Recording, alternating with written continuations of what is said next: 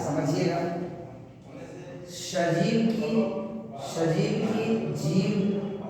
सजीव की जीवित इकाई क्या है? तो 9th क्लास में एक चैप्टर था, क्या था बायोलॉजी में, कोशिका नाम का एक चैप्टर था। क्या था ना, कोशिका। पहला चैप्टर 9th क्लास का एक चैप्टर था बायोलॉजी में, और वो स्टार्ट होता है कोशिका से। तो सिंपल परिभाषा जानते हैं कि जीवों की जो रचनात्मक और क्रियात्मक इकाई होता है वो क्या होता है? कोशिका होता है। हमारा शरीर जो बना है वो किससे बना है? कोशिका से। या कोई भी जीव हो, लेकिन कोशिका के आधार पर जो जीव बना है वो दो प्रकार का जीव बना है, एक कोशिकीय जीव और बहुकोशिकीय जीव।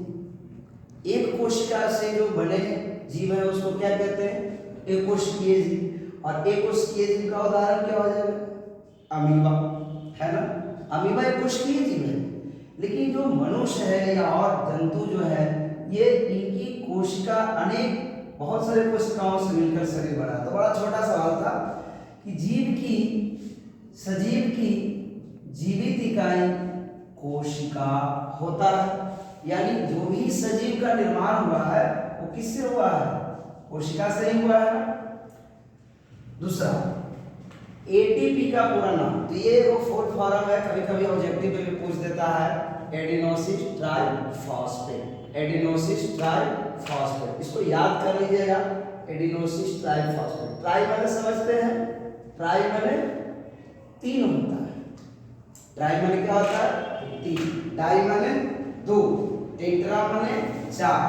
जब केमिस्ट्री पढ़ेंगे ना तो वहां पर ये शब्द आ जाएगा।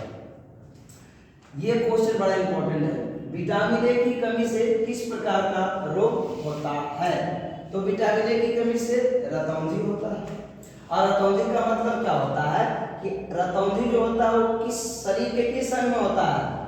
आंख में। शरीर के आंख में होता है। जो हमारे शरीर है रतौंधी आंख में। तो आंख की बीमारी, रतौंधी किसकी बीमारी है? आंख की बीमारी है। और जब रतौंधी हो जाएगा तो रात में दिखाई देना बंद हो जाएगा, और दिनौंधी हो जाएगा तो दिन में दिखाई देना बंद हो जाएगा। तो रतौंधी जो होता है रात में दिखाई देना बंद हो जाता है, और ये बीमारी शरीर के किस अंग को प्रभावित करता है? तो आंख को प्रभावित करता है। ऐसे बहुत सारे विटामिन है, लेकिन अभी तक देखा गया है तो इस चैप्टर से ये सवाल कर दिया है, विटामिन ए की कमी से कौन सी बीमारी होता है? तो याद रखिएगा, रतौंधी ऑब्जेक्टिव में भी आ जाएगा।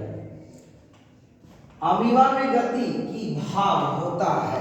देखिए, अमीबा की जो रचना होता है ना कुछ इस प्रकार से होता है, जैसे अलग अलग बुक में कुछ ऐसे ऐसे है ना, 9th क्लास में भी आप पढ़े होंगे इस तरह के। इसमें अमीबा सबसे पहले तो यह है कि अमीबा कैसी जीव है? तो एक कोशिकीय जीव है ना। अमीबा कैसी जीव है? एक कोशिकीय जीव। और इतना छोटा है, इसको 1 लाख गुना बड़ा बनाया जाता है। इतना छोटा ही है कि इसको जूम करके इसलिए बड़ा बनाया जाता है कि जब तक दिखाई नहीं देगा तो बच्चा कैसे समझेगा। तो अमीबा एकदम सूक्ष्म कण है, सबसे छोटा जीव है, और दूसरी बात उसमें कोई विशेष अंग नहीं होता है। तो इसका गति जो होता है पुटपाद के द्वारा। किसके द्वारा? पुटपाद के द्वारा। पुटपाद क्या होता है? पुटपाद होता है इस तरह से, जैसे मान लिया जाए कि इसमें भोजन है, तो जैसे यहाँ पे कोई भोजन का कण है तो ये इस प्रकार से घेरता है, ठीक है ना, भोजन को और अपने अंदर ले लेता है। ये हुआ अमीबा का पाचन। देखिए, अमीबा में कोई शरीर ही नहीं होता है, क्योंकि एक कोशिका में क्या क्या बनाओगे? अब आपके मान लीजिए कि आपके पास एक ही रूम है, सोच लो एक रूम है, तो एक ही रूम में पूजा घर में नहीं करोगे, एक कोना में कर दो, भोजन बनाने वाला दूसरा कोना में, सुतने पढ़ने वाला दूसरा कोना में कर सकते हो, है ना, और अपना जो काम है कॉपी किताब रखने वाला, तो ये बड़ा छोटा हो। अब मान लो कि जिसके पास बहुत सारे घर हैं, जिसके पास 1 कमरा हो गया, 2 कमरा, 3, 4 इस तरह से, तो ये हो गया जैसे मनुष्य, हमारे शरीर में बहुत सारे कोशिकाएं हैं, तो हाथ पैर नाक मुंह सब अलग अलग होते हैं। लेकिन इसमें क्या है, अमीबा के शरीर में पोषण के लिए कोई विशेष प्रकार का संरचना ही नहीं होता है। पोषण मैंने समझते हैं ना, भोजन भोजन करने के लिए कोई खास शरीर का स्ट्रक्चर बना हुआ नहीं है। अच्छा, मनुष्य का जो भोजन करने का जो पहला पाचन क्रिया होता है वो कहाँ होता है? मुख होता है। सबसे पहले भोजन कहाँ जाता है? मुख में ही हो जाता है ना। लेकिन इसमें कोई विशेष अंग नहीं पाई जाती है। तो इसमें अमीबा में अंतर कोशिका पाचन, अंदर में जैसे घेर कर ले जाता है, पाचन हुआ और बाहर करने के लिए कहीं से फट जाता है फिर निकल जाता है। क्वेश्चन नंबर 6, कोशिका में पावर हाउस किसे कहते हैं? ये 9 क्लास का क्वेश्चन, 9वां में जब आप लोग पढ़े होंगे तो पता होगा कि माइटोकॉन्ड्रिया के कोशिका के पावर हाउस या बिजली की घर भी कहते हैं, माइटोकॉन्ड्रिया। ये एग्जाम में 10 क्लास में भी आ जाता है, 9 क्लास में। माइटोकॉन्ड्रिया जहां से ऊर्जा उत्पादन होता है हमारे शरीर में, एनर्जी इसी से बनता है, माइटोकॉन्ड्रिया से। जैसे बिजली आ रहा है, कहां से आ रहा है? ग्रिड से आ रहा है ना, ग्रिड से आ रहा है। उसी तरह हमारे शरीर में जो ऊर्जा का उत्पादन कौन करता है? माइटोकॉन्ड्रिया करता है ना। पौधे हरे क्यों होते हैं? सिंपल सी बात है, पौधे में होता है क्लोरोफिल। क्या होता है? क्लोरोफिल होता है पौधे में। पौधों में क्लोरोफिल नामक हरे रंग का क्या होता है? वर्णक होता है, जिसके कारण पौधे का रंग हरा होता है। ये बात और आप पढ़ा चढ़ा के लिख सकते हो कि जिसके कारण पौधे का रंग हरा होता है। और क्या क्लोरोफिल होता है? उसके बाद परजीवी। परजीवी मतलब जो पराय, अब इसको बड़ी बढ़िया से समझना होगा। देखिए, परजीवी होता है अलग। अब थोड़ा सा हम पोषण पर बात करते हैं, बड़ी अच्छा से समझिएगा। पोषण कितने प्रकार के होते हैं? 2 प्रकार के। ठीक, पोषण 2 प्रकार के होता है। कौन कौन होते हैं? एक होता है स्वपोषी पोषण और एक होता है परपोषी पोषण। न करके हम विषम पोषी पोषण या फिर परपोषी पोषण कहेंगे। लेकिन यहाँ पर सवाल क्या है? परजीवी। तो जीवी अलग है, पोषण तो नहीं लगेगा। तो परजीवी का मतलब होता है, जैसे देखिए, जो पराये पर निर्भर करता है। कभी कभी भैंस पर बगुला देखे हैं? कभी कभी क्या होता है कि भैंस के ऊपर जो पीठ होता है उस पर बगुला बैठ जाता है। क्यों? भैंस में जो होता है, जो मैंने ढील वगैरह, उसको खाने के लिए, हालांकि उसको दिक्कत नहीं होता है। ठीक है, या और उदाहरण समझिए, अमरबेला समझते हो? अमरबेला पीला पीला होता है ना बैगन के पेड़ पर। तो सोचो, अमरबेला किसी दूसरे पौधा पर चला जाता है। आजकल तो खेतों में जो फसल होता है ना, जैसे रबी हुई, तो उसके ऊपर जकड़ रहता है, तो दूसरे पर रहा है, अपना पर तो नहीं।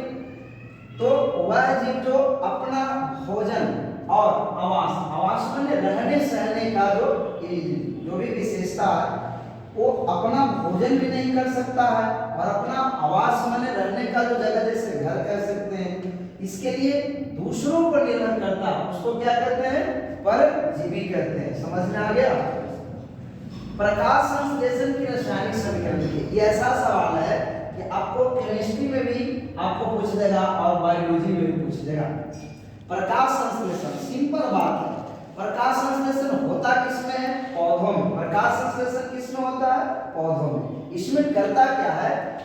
ये कार्बन डाइऑक्साइड, लेकिन यहाँ पर जो है ना कुछ लगाने पड़ेंगे। यहाँ पे हम छोड़ दिए हैं बैलेंस समीकरण, समझते हैं? संतुलित और असंतुलित समीकरण 2 तरह के होते हैं। अब इसको संतुलित करते हैं।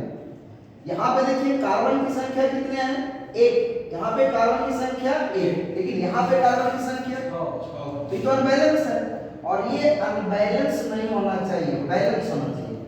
तो ये वाला 6 से हम कहाँ लगा दें? यहाँ लगा दें, होगा ना? बढ़िया से इसको समझना। ये जो कार्बन है 6 है और यहाँ पे कार्बन कितने हैं? 1। यही 6 से यहाँ पे 1। अब कार्बन कितने हो गए? 6। लेकिन ऑक्सीजन की संख्या 12 गुना हो जाता है ना, 12। ठीक है, अब यहाँ पर भी देखिए अनबैलेंस है। हाइड्रोजन की संख्या भी 2 है और यहाँ हाइड्रोजन की संख्या 12। ये 12 से हम क्या कर दिए? यहाँ पर। अब सब बैलेंस हो गए। कैसे? तो प्रकाश संश्लेषण के समीकरण लिखना, मतलब यहाँ से वहां तक की बातों को समझ जाइए, आराम से लिखा जाए। सबसे पहले क्या करिए? यहाँ पे हमने लिए कार्बन डाइऑक्साइड, सूत्र याद होगा CO2। लेकिन ये 6 क्या लगाए, परमाणु लगाए, ताकि उन्हें बैलेंस हो जाए। और जल, जल कहाँ से मिलता है, जड़ से, पौधा के जो जड़ है ना वहां से क्या ले लिया, जल ले लिया। और कार्बन डाइऑक्साइड वायुमंडल से, वायुमंडल में कार्बन डाइऑक्साइड कितना परसेंट है, 0.003%। ये जो है ना ऑब्जेक्टिव बायोलॉजी का क्वेश्चन बना कि वायुमंडल में कार्बन डाइऑक्साइड कितना परसेंट होते हैं, 0.003%। लेकिन पृथ्वी में, तो पृथ्वी में 0.002% होता है। तो इसके बाद क्या हुआ, सूर्य के प्रकाश में होना चाहिए, यानी दिन में होना चाहिए, रात में तो नहीं होगा। और साथ में उस पौधे में क्या होना चाहिए, क्लोरोफिल भी तो होना चाहिए, तब क्या बनाएगा, ग्लूकोज बनाएगा। किसका सूत्र है, ग्लूकोज का, याद रखिए एग्जाम में आ जाता है, ग्लूकोज का सूत्र लिखें तो C6H12O6। और जब भोजन बनाया तो ऑक्सीजन गैस भी छोड़ता है, ऑक्सीजन गैस भी छोड़ता है, और बचे हुए कुछ जल की मात्रा भी बच जाता है। अब पौधा में से जल कैसे निकलता है जानते हैं, पत्ता, पत्ता समझते हैं ना, पत्ता में एक छेद होता है जिसको कहते हैं रंध्र कहते हैं। तो बचे हुए जो जल है ना वो वाष्प बन के ऊपर की ओर उड़ जाता है, और उस वाष्प से क्या बनता है, बादल का निर्माण होता है, और बादल वही पुनः वर्षा होता है, ठीक है ना। तो बचे हुए कुछ जल भी निकलते हैं। अब भोजन के दौरान क्या बनाया, ग्लूकोज बनाया, और क्या निकला, ऑक्सीजन और कुछ जल। अगला सवाल, हरे पौधे में किस घटक के अभाव के कारण प्रकाश संश्लेषण संभव नहीं है। अगर पौधे में हरित लवण नहीं रहेगा, यानी क्लोरोप्लास्ट, हरित लवण में ही क्लोरोफिल पाया जाता है, क्लोरोप्लास्ट में ही क्या पाया जाता है, क्लोरोफिल। और क्लोरोफिल को हम लोग हिंदी में क्या कहते हैं, वर्णन, एक पट्टी होता है हरे रंग की जिसके कारण पौधे हरे होते हैं। यहाँ से थोड़ा क्वेश्चन बड़ा बड़े आसान सवाल है, बहुत मीडिया सवाल है, बस खाली इसको क्या करना है, 2 बार पढ़ना है, याद हो जाएगा, ठीक है ना। एग्जाम में ऐसे ही लिखना है, बहुत बढ़िया नंबर आएगा। मनुष्य में कितने प्रकार के दांत होते हैं, कितना सिंपल सवाल है और एग्जाम में पूछा हुआ सवाल। तो लिखना है कि मनुष्य में 4 प्रकार के दांत होते हैं। पहला कतरनक का दूसरा नाम इंसाइजर, दूसरा वेदक, इसका नाम कैनाइन भी है।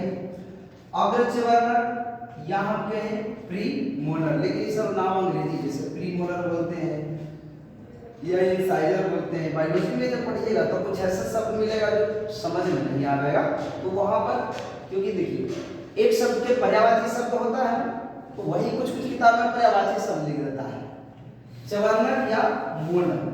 अब हमको कार्य भी लिखना है ना, तो दांतों के कार्य लिखते हैं। कतरनक, कतरनक का काम क्या है, भोजन को कुतरना, कुतरना या तो काटना, ठीक है ना। भेदक या भोजन को क्या करता है, छीलने और फाड़ने के काम करता है। अग्रचवर्णक भोजन को चबाने का कार्य करता है। चवर्णक यह भोजन को चबाने और पीसने दोनों का काम कर लेता है। 12 नंबर क्वेश्चन, स्वकोशी तथा विषम कोशी पोषण। विषम कोशी पोषण को हम क्या कह सकते हैं, परकोशी पोषण। और परकोशी पोषण होते हैं 3 प्रकार के, प्राणी समकोशी, मृतजीवी और परजीवी। ये जो परजीवी है ना, ये जो परजीवी है इसी का भाग है, इसी का हिस्सा है, वो मृतजीवी होता है। मृतजीवी समझते हैं, सड़ी गली चीजों पर चल रहे, गोबर छाता है ना, गोबर छाता हो गया ना, इस तरह का आपको अंतर लिखना है। स्वकोशी पोषण और विषम कोशी पोषण में लिखित अंतर है। स्वकोशी पोषण में जीव अपना भोजन स्वयं बना लेता है, स्वयं संश्लेषित कर लेता है, मतलब खुद बना लेता है, ठीक है ना। और विषम कोशी पोषण में अपना भोजन स्वयं नहीं बनाता। इसमें क्या हो गया, मनुष्य हो गए और जंतु हो गए, और इसमें जितने भी पेड़ पौधे हो गए। स्वकोशी पोषण के लिए सूर्य का प्रकाश और जल की आवश्यकता है, लेकिन विषम कोशी पोषण के लिए कार्बन डाइऑक्साइड की आवश्यकता नहीं है। हम लोग के लिए कार्बन डाइऑक्साइड हानिकारक पदार्थ है, ठीक है ना। आ जाएंगे अंदर, आ जाएंगे भैया, आ जाओ अंदर बैठ जाओ, अंदर बैठ। तो थोड़ा सा और बचिए समझ लेंगे। इसमें भोजन का पाचन नहीं होता और इसमें भोजन का पाचन होता है। लास्ट क्वेश्चन 13 है, हमारे आवासन में अम्ल की भूमिका क्या है? हमारे शरीर में एक अम्ल बनता है जिसका नाम क्या है? हाइड्रोक्लोरिक अम्ल, जो भोजन को पचाने में क्या करता है? मदद करता है। और हमारे जो भोजन में उपस्थित क्या होते हैं? विषाणु, मतलब जहरीली कण ऐसा कोई हो तो हाइड्रोक्लोरिक अम्ल उसको क्या कर देता है? नष्ट कर देता है, मार देता है। सबसे ज्यादा हाइड्रोक्लोरिक अम्ल किसमें बनता है? कुत्ता में बनता है। कुत्ता क्यों बनता है? कुत्ता हार्ड भोजन करता है, हड्डियों के चिपा जाता है, लेकिन हमारे शरीर में उतना ज्यादा हाइड्रोक्लोरिक अम्ल नहीं बनता। तो ये 13 क्वेश्चन था, ठीक है।